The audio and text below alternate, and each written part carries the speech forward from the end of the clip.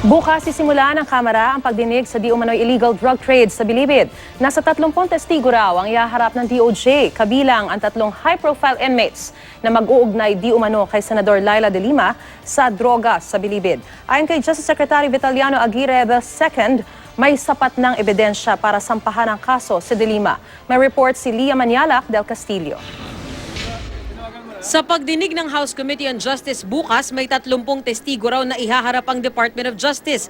Ikukwento nila kung kailan, saan, sino at magkano ang droga sa loob ng Bilibid. Sapat na raw ito, sabi ni Justice Secretary Vitaliano Aguirre II, para masampahan ang kaso si Senadora Laila de Lima kaugnay ng paglaganap ng droga sa loob ng New Bilibid Prison noong panahong siya pa ang Justice Secretary. Isa sa ihaharap ang dating OIC ng Bureau of Corrections at NBI Deputy Director pa rin na si Rafael Ragos na malapit daw kay de Lima noong Justice Secretary pa ito. Magte-testify siya na dun sa several instances na mag-deliver siya ng 5 million pesos sa bahay ni Secretary de Lima. 5 million pesos ay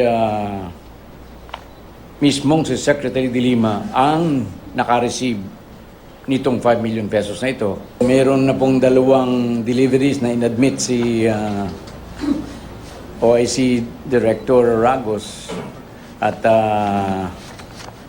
hinihintay po namin siya na, mag-open na pa.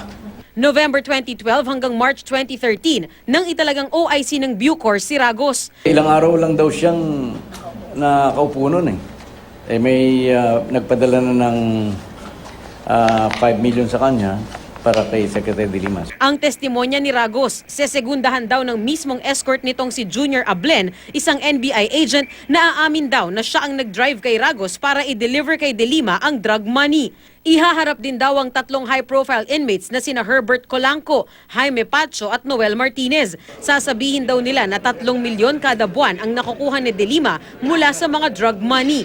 Ang drug lord at inmate na si JB Sebastian daw ang kasabwat ni de Lima. Even before 2013, parang nagbalak na rin ata si Secretary de Lima na tumakbo noong 2013. Ngunit hindi po natuluyan at yan po talagang pinangatawanan ng nina JB na sigurado na sila na si Secretary de Lima ay tatakbo sa 2016. Kaya ang ginawa ni JB ay bawat pangkat ay binigyan niya ng quota na yung pagbebenta.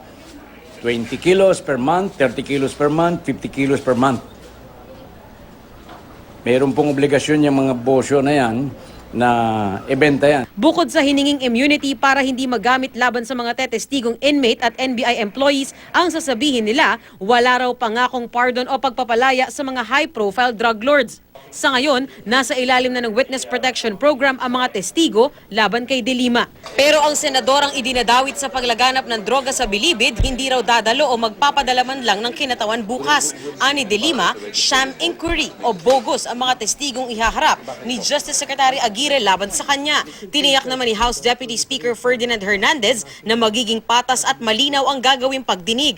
Ang gagawin daw nilang hearing ay hindi ganti sa pagdinig ng Senate Committee on Justice and Human Rights kaugnay naman sa di umano'y extrajudicial killings. It will be fair, it will be impartial, and it will be purely concentrated on the proliferation of drugs in the National Bilibid Prison.